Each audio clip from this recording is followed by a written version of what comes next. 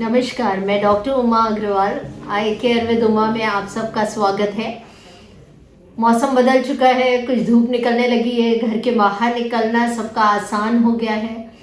इतनी लंबी ठंड के बाद थोड़ा सा ब्रीदर मिला है सबको, वरना इस बार ठंड बहुत पड़ी है और काफ़ी मरीज़ परेशान रहे हैं जो मोतियाबिंद का ऑपरेशन कराते थे। उनको दिखाने आना फॉलोअप में थोड़ा मुश्किल होता था, तो हम लोग भी कोशिश करते थे उनको दिन में बुलाएं क्योंकि ठंड बहुत थी। पर अब धूप निकलने से कुछ प्रॉब्लम सॉल्व हो गई हैं, पर एक नई प्रॉब्लम आके खड़ी हो गई है। ओपीडी में उन मरीजों का नंबर बढ़ गया है जिनको आंख में खुजली पानी, स्पेशली बच्चों को खुजली पानी, जलन, कीचड़, इनकी प्रॉब्लम शुरू हो गई है।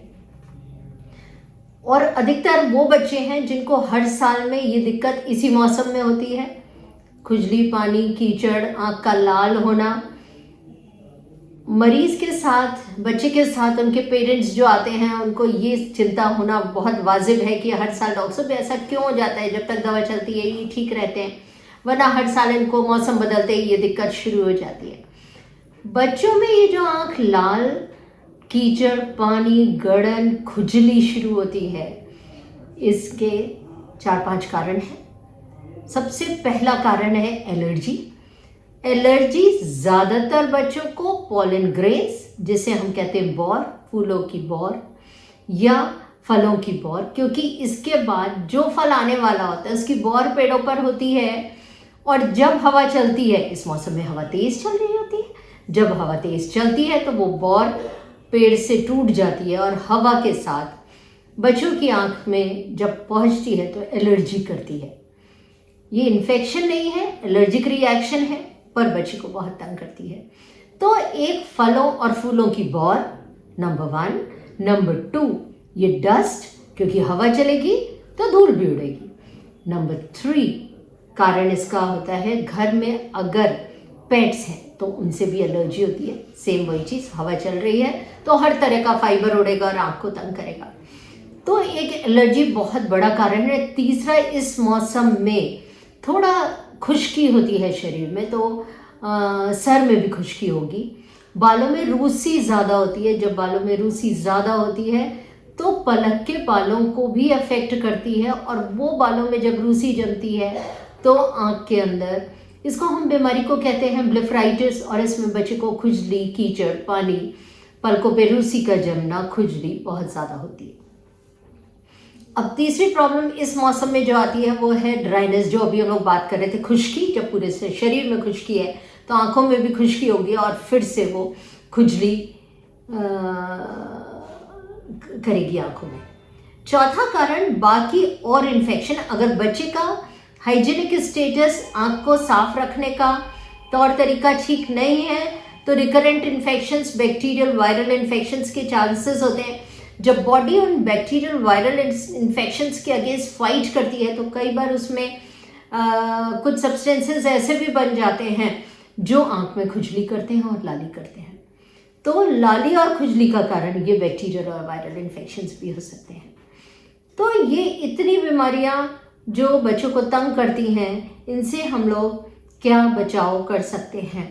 अब इनसे बचाव करने के लिए सबसे पहली चीज़ है कि जिन बच्चों को बार बार एलर्जी होती है, मौसम बदलने पे होती है, उनको प्रोटेक्टिव ग्लासेस, जिन्हें हम सादा प्लेन चश्मा, अगर उनको चश्मे का नंबर नहीं है तो उनको लगाने की सलाह देते हैं। दूसरी चीज़, फ्रीक्वेंट उनको आई वॉश के लिए बताते हैं कि उनको दिन में कई बार अपने हाथ को साफ पानी से धो के आँखों को भी साफ पानी से धोना चाहिए, सुबह उठने के बाद और रात में सोने के पहले स्पेशली। तीसरा, बॉडी का इम्यून स्टेटस हाई होना चाहिए। अगर बॉडी स्ट्रॉन्ग है बच्चे की तो उसको ये एलर्जीज इतनी ज़्यादा तंग नहीं करती हैं। तो इम्यून स्टेटस बढ़ाने के लिए खान पान बहुत अच्छा होना चाहिए बच्चे का। खास तौर से बच्चे को सब्जियां और फल लेने चाहिए, क्योंकि उसमें सारे विटामिन्स और मिनरल्स होते हैं जो बच्चे की इम्यूनिटी को बूस्ट अप करते हैं और वो इन्फेक्शंस या एलर्जीज के लिए फाइट बेटर कर सकता है और कम प्रोन रह जाता है। दूसरी, कुछ ऐसी डाइट है जिसमें कि वो केमिकल्स नहीं बनते हैं जो खुजली कर रहे होते हैं। जैसे हिस्टामिन नाम का केमिकल है, वो अगर मान लीजिए कि वो बनता है तो खुजली करता है। कुछ लिटरेचर ये भी कहता है जो मिल्क प्रोडक्ट्स हैं, डेयरी प्रोडक्ट्स हैं, दूध से रिलेटेड चीज़ें हैं, वो हिस्टामिन ज़्यादा बनाती हैं और बच्चे को ये तकलीफ़ें ज़्यादा होने के चांसेस होते हैं। जबकि फल और सब्जियां, स्पेशली हरी सब्जियां, ये प्रॉब्लम्स के अगेंस्ट होती हैं। इनमें ये केमिकल बनाने की शक्ति कम होती है। दो ऐसे विटामिन्स हैं जिनकी कमी पाई गई है बच्चों में कि अगर ये कमी होती है तो बच्चा ज़्यादा प्रोन होता है एलर्जी के लिए। वो है विटामिन डी और विटामिन ए। तो फिर से वही बात आती है, बच्चे को विटामिन ए और डी से रिच हेल्दी फूड खाना है, जंक फूड से दूर रहना है और मिल्क प्रोडक्ट पर खाली रिलाय नहीं करना है। और आखिरी में इतना ही कहूँगी कि बच्चे को अपनी आय के प्रॉपर हाइजीन, प्रॉपर केयर के बारे में पेरेंट्स को हमेशा बताते रहना चाहिए और उनको ये आदत डालनी चाहिए कि वो हेल्दी फूड लें। और जिन बच्चों को समय के साथ हर मौसम में, मौसम जब बदलता है तो ये एलर्जी की प्रॉब्लम होती है, उन बच्चों को बाहर जाते वक्त प्रोटेक्टिव ग्लासेस का इस्तेमाल ज़रूर करना चाहिए। मुझे लगता है कि अगर हम इन चीज़ों का ध्यान रखते हैं तो अपने बच्चों को उन दवाइयों से दूर रख सकते हैं जो एलर्जी में दी जाती हैं। एलर्जी में दी जाने वाली कुछ दवाइयाँ आँखों के लिए अच्छी नहीं होती हैं, तो कोशिश करनी चाहिए कि इन एलर्जीज को प्रिवेंट किया जाए, इनके ट्रीटमेंट की नौबत ना आए। Thank you.